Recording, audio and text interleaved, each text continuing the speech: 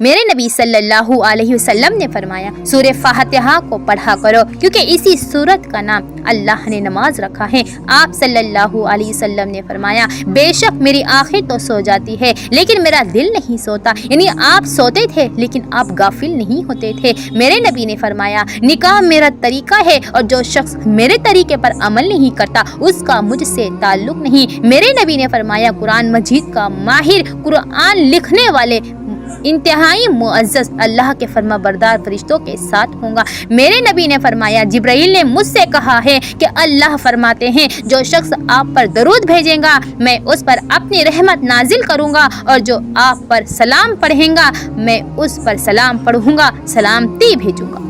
میرے نبی نے فرمایا تکبر سے بچو کیونکہ اللہ تبارک و تعالی تکبر کو پسند نہیں کرتا ہے۔ میرے نبی صلی اللہ علیہ وسلم نے فرمایا مؤذنین آخرت کے دن سب سے زیادہ لمبی گردنوں والے ہوں گے۔ میرے نبی صلی اللہ علیہ وسلم نے فرمایا مونچھوں کو ختم کرو اور داڑھی پوری رکھو۔ میرے نبی صلی اللہ علیہ وسلم نے فرمایا آسانی کرو اور سختی نہ کرو، اور خوش کرو اور نفرت نہ دلاؤ۔ میرے نبی نے فرمایا اگر تمہیں نیک خاوند مل جائے تو ان کے ساتھ نکاح کر لو۔ میرے نبی نے فرمایا سحری کے وقت جو خواب تمہیں آئے وہ اکثر سچا ہوتا ہے۔ میرے نبی نے فرمایا یا اللہ میں تجھ سے ہدایت، پرہیزگاری، پاک دامنی اور دل کی مالداری چاہتا ہوں۔ میرے نبی نے فرمایا ہمارے لیے صدقہ حلال نہیں ہے اور قوم کے موالی بھی انہی میں سے ہیں۔ میرے نبی صلی اللہ علیہ وسلم نے فرمایا پرندے تقدیر پر یقین رکھتے ہوئے اڑتے ہیں۔ میرے نبی نے فرمایا فاطمہ میری جان کا حصہ ہے، بس جس نے اسے ناراض کیا اس نے مجھے بھی ناراض کیا۔ میرے نبی صلی اللہ علیہ وسلم نے فرمایا نیک چلن، عمدہ کردار اور میانہ روی نبوت کا 25واں حصہ ہے۔ میرے نبی حضرت محمد صلی اللہ علیہ وسلم نے فرمایا لوگوں کو اپنے شر سے محفوظ کر دینا بھی صدقہ ہے جسے تم خود اپنے اوپر کرو گے۔ میرے نبی نے فرمایا اللہ فرماتا ہے کہ تمہارے من میں جو کچھ ہے اسے ظاہر کرو یا چھپا کے رکھو، اللہ تعالیٰ اس کے بارے میں تم سے حساب لے گا۔ میرے نبی نے فرمایا مسلمان کا مسلمان پر حق ہے کہ جب اسے چھینک آئے تو اسے دعا دے، جب وہ اسے دعوت دے تو قبول کرے، اور اگر وہ سلام کا جواب دے۔ میرے نبی صلی اللہ علیہ وسلم نے فرمایا جس شخص نے قرآن پاک کی کسی سورت کی قسم اٹھائی تو اس پر ہر آیت کے بدلے قسم ہے، بس جو چاہے اس سے بری ہو جائے اور جو چاہے گنہگار ہو جائے۔ میرے نبی صلی اللہ علیہ وسلم نے فرمایا اللہ تعالیٰ نے جو بیماری پیدا کی ہے اس کا علاج بھی پیدا کیا ہے، گائے کے دودھ میں ہر بیماری کا علاج موجود ہے۔ میرے نبی صلی اللہ علیہ وسلم نے فرمایا جو شخص ہماری طرح نماز پڑھے اور ہمارے قبلے کی طرف منہ کرے اور ہمارا ذبح کیا ہوا جانور کھائے وہ مسلمان ہے۔ میرے نبی صلی اللہ علیہ وسلم نے فرمایا عورتوں سے نکاح کرو کیونکہ ان کی وجہ سے تمہیں مال و دولت ملیں گے۔ میرے نبی صلی اللہ علیہ وسلم نے فرمایا میں آدمی کو اس کے غلام کے ساتھ حسن و سلوک کی تاکید کرتا ہوں اگرچہ اس کو ان معاملات میں تکلیف ہی اٹھانی پڑے۔ میرے حضرت محمد صلی اللہ علیہ وسلم نے فرمایا کسی باپ نے اپنی اولاد کو اچھے آداب سکھانے سے زیادہ اچھا تحفہ کبھی نہیں دیا۔ میری آپ سے گزارش ہے کہ ہمارے ویڈیو کو لائک بھی مت کیجیے اور سبسکرائب بھی مت کیجیے، لیکن میری تہ دل سے آپ سے گزارش ہے کہ ویڈیو کو پلیز آخر تک سن کر جانا، کیونکہ آج میں نے آپ کے لیے میرے اور آپ کے نبی کی باتیں آپ تک لائی ہوں۔ میرے نبی صلی اللہ علیہ وسلم نے فرمایا انسان کی سعادت مندی میں سے یہ بھی ہے کہ اس کی عمر زیادہ ہو اور وہ اللہ تعالیٰ اس کی توبہ کی توفیق دے۔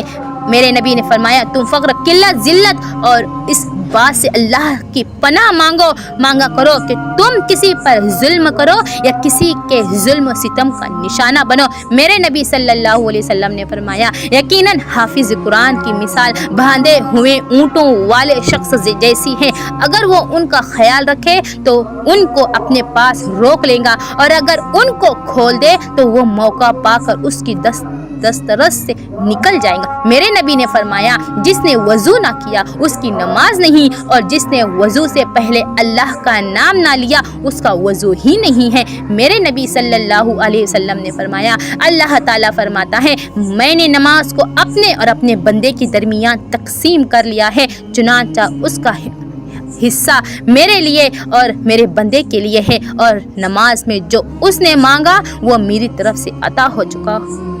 ہمارے ویڈیو کو دوسروں تک ضرور شیئر کیجیے۔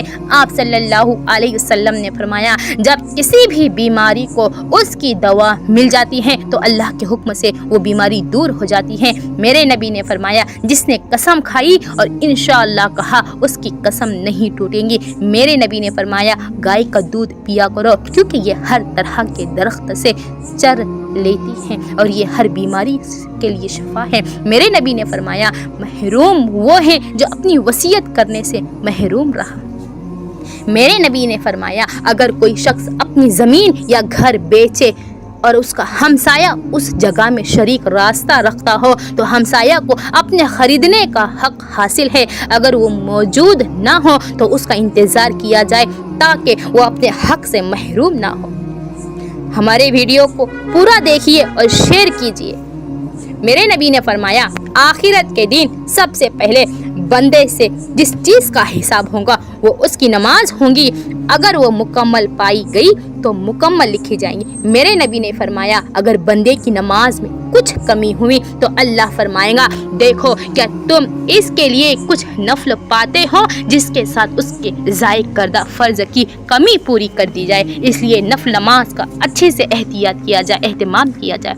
میرے نبی نے فرمایا جس شخص نے اذان کے جواب میں اذان کے کلمات کی طرح کلمات ادا کیے تو یقیناً جنت میں داخل ہوں گا۔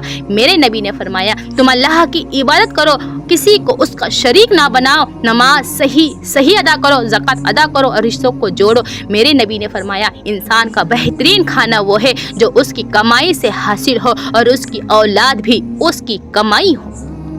میرے نبی نے فرمایا صبح کی نماز روشنی میں پڑھو کیونکہ اس میں زیادہ ثواب ہے۔ میرے نبی نے فرمایا جس کے پاس امانت رکھی گئی ہو اور وہ اتفاقاً ضائع ہو جائے تو اس پر تاوان نہیں ہوگا۔ میرے نبی نے فرمایا جو شخص اپنے وارث کو ترکہ دینے سے بھاگے گا، ایسی وصیت کرے گا جس سے جائز وارث کو حصہ نہ ملے یا اس کے اصل حصے سے کم ملے تو اللہ اسے اس کی جنت کی میراث سے محروم کر دے گا۔ میرے نبی صلی اللہ علیہ وسلم نے فرمایا ایک ماں سے پیدا ہونے والے بھائی آپس میں وارث ہوں گے، سوتیلے بھائی وارث نہ ہوں گے۔ آدمی اپنے حقیقی بھائی کا وارث ہوگا، سوتیلے بھائی کا نہیں۔ میرے نبی نے فرمایا ہر دوا اللہ کے از حکم کے تحت شفا دیتی ہے۔ آپ صلی اللہ علیہ وسلم نے فرمایا اللہ تعالیٰ جانتا ہے کہ تمہاری آسانیاں اب قریب ہی ہیں۔ میرے نبی صلی اللہ علیہ وسلم نے فرمایا پیالے کے کناروں سے کھاؤ اور اس کے درمیان سے نہ کھاؤ کیونکہ برکت اس کے درمیان میں اترتی ہے۔ میرے نبی نے فرمایا تمہارے دین کا پہلا حصہ نبوت اور رحمت ہے، پھر بادشاہت اور رحمت ہے۔ میرے نبی صلی اللہ علیہ وسلم نے فرمایا جو خاموش رہا اس نے نجات پائی کیونکہ زیادہ تر غلطیاں زبان سے ہوتی ہے، جھوٹ، غیبت، چگلی، لڑائی جھگڑے۔ میرے نبی نے فرمایا تمہارے اندر ایمان پرانے کپڑے کی طرح بوسیدہ ہوتا رہتا ہے، اس لیے اللہ تعالیٰ سے اپنے دلوں میں ایمان تازہ رہنے کی دعا کیا کرو۔ بے شک